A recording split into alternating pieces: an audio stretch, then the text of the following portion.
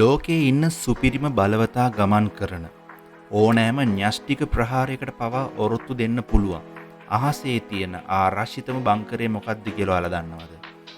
ඒ තමයි ඇමරිකානු ජනාධිපතිවරයා ගමන් කරන Air Force One ගුවන් යානය. ඉතින් ගොඩක් අය හිතන්නේ මේ Air Force One කියන්නේ නිකන් එයාක්‍රාෆ්ට් එකක් කියලා. නමුත් ඔයාගේ අදහස අද වෙනස් වෙවි මේ වීඩියෝ එකෙන් පස්සේ. ඩොලර් මිලියන 660කටත් වඩා මිල අධික මේ ෆ්ලයින් වයිට් හවුස් එක ගැන අද අපි කතා කරන්නයි යන්නේ. මේකේ තියෙන මේ පුදුම හිතන තාක්ෂණය සහ මේකේ තියෙන ආරක්ෂක පද්ධති ගැන අද අපි කතා කරමු.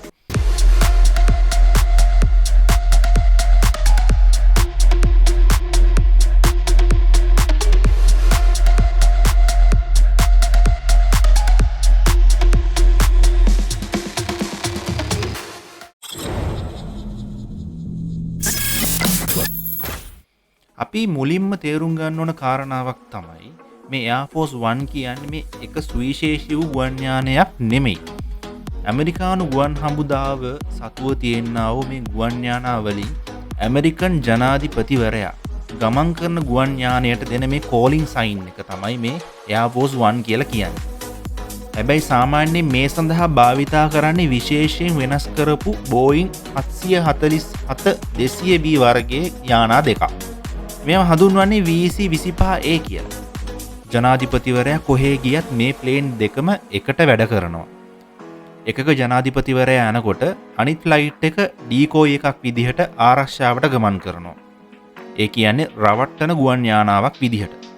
මේ නිසා සතුරු ප්‍රහාරයකදී සතුරාට හරියටම හොයාගන්න බැහැ මේ ජනාධිපතිවරයා ගමන් කරන්නේ කොයි ප්ලේන් එකේද කියලා.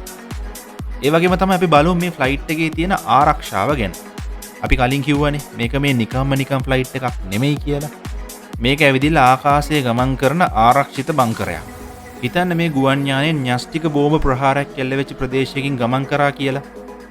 න්‍යෂ්ටික බෝම්බයක් පිපුරුනහම එන ඉලෙක්ට්‍රෝමැග්නටික් පල්ස් එකකින් ඕනෑම සාමාන්‍ය ඉලෙක්ට්‍රොනික පද්ධතියක් විනාශ කරන්න පුළුවන්.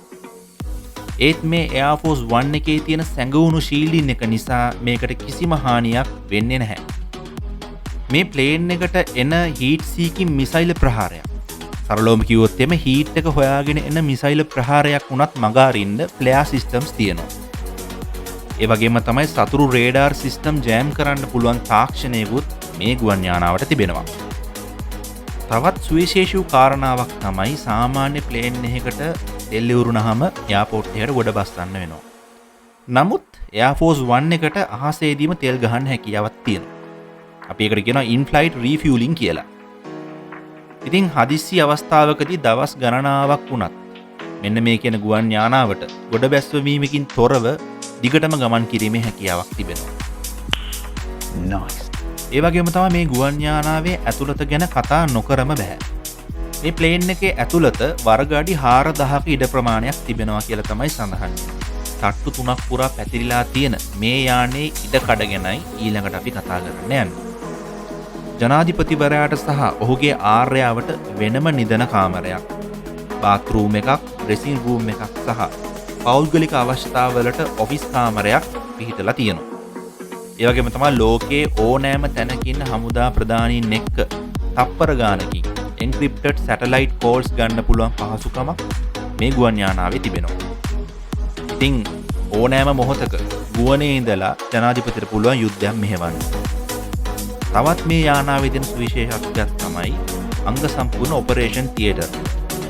ජනාධිපතිවරයාගේ මේ හැම ගමනකදීම ජනාධිපතිවරයාගේ ලේ වර්ගයට ගැලපෙන ලේ පයින් ගණනාවක් වගේම විශේෂඥ වෛද්‍යවරයෙක් මේ ගුවන් යානයේ ගමන් කරනවා.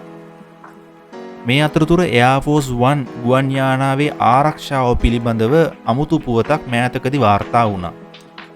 කටාර් රාජකීය පවුල විසින් ඇමරිකාවට ඩොලර් මිලියන 400ක් විතර වටිනා අලුත්ම Boeing 747-8 වර්ගයේ ප්ලේන් එකක් තෑගි කළා.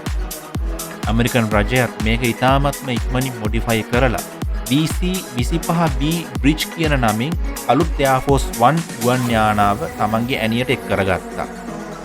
හැබැයි පසුගියදා තුර්කියේ පැවැත්වුණු නේටෝ සමුළුවට සහභාගී වුණු ජනාධිපතිවරයා මේ අලුත් ගුවන් යානයෙන් ආපසු එන්න උත්සාහ කරද්දී ඒ වෙද්දි පැවතුණු මැද පෙරදිග කලාපයේ උණුසුම්කාරී තත්ත්වය නිසා හදිස්සියේම ඇමරිකානු රහස් බුද්ධි සේවය විසින් ජනාධිපතිවරයා ප්‍රමුඛ කාර්ය මණ්ඩලයට එකපාරට උපදෙසක් දුන්නා ආපහු වෙන ගමනට මෙන්න මේ කියන අලුත් ප්ලේන් එක පාවිච්චි කරන්න එපා කියලා. ඒ වෙනුවට හමුදා ආරක්ෂාව උපරිමයෙන්ම තියෙන පරණ එයාෆෝස් 1 ගුවන් යානාව, ඒ කියන්නේ VC-25A කියන ෆ්ලයිට් එක ජනාධිපතිවරයාව නැවත රැගෙන එන්න පිටත් කරලා තිබ්බා. ඉතින් මේ වෙනසට විවිධ හේතු සාධක අන්තර්ජාලය පුරා පැතිර ගියත් බොහෝමයක් වාර්තාවල සඳහන් වුණේ අලුතෙන් ගත්ත ගුවන් යානාවට ගුවන් යාන නාශක පද්ධතිය සහ මිලිටරි කමියුනිකේෂන් නිසි ආකාරව ඒ වන විට ස්ථාපනය කළ නොතිබීමයි. මේ නිසා නව ගුවන් යානය අප්ග්‍රේඩ් කරන තුරු පරණ ගුවන් යානය නැවතත් සක්‍රිය සේවයට කැඳවන්නට ඇමරිකාව තීරණය කළා. ඒ වගේම තමයි මේ එයාෆෝස් 1 ගුවන් යානාවට පැයක් අහසේ පියාසර කරන්න යන වියදම ඇමරිකන් ඩොලර් ලක්ෂ 2කට වැඩි. ඒ කියන්නේ ලංකාවේ මුදලින් රුපියල් කෝටි 6කටත් වැඩි කියලා තමයි කියවෙන්නේ. ඒ වගේම තමයි ජනාධිපතිවරයා විදේශ සංචාරයක් යනකොට මේ එයාෆෝස් 1 එකට අමතරව C-17 Globe Master කියන විශාල භාණ්ඩ ප්‍රවාහන ප්ලේන් එකක් ගමන් කරනවා. ඒකේ තමයි ජනාධිපතිවරයාගේ The Beast කියන ලිමෝසින් වර්ගයේ කාර් රථ දෙක සහ ආරක්ෂක වාහන පෙළ රැගෙන යන්නේ. ඉතින් බලන් ගියාම එයාෆෝස් 1 කියන්නේ නිකම් ප්ලේන් එකක් නෙමෙයි. මේක ආකාශයේ පියාසර කරන විශාල බලකොටුවක්. ඉතින් ලෝකේ ආරක්ෂිතම ගුවන් යානය එයාෆෝස් 1 කියලා මම කිව්වොත් ඔයා ගැන මොකක්ද හිතන්නේ? ඔයාලගේ අදහස් පහලින් කමෙන්ට් කරන්න මතක කරන්න එපා.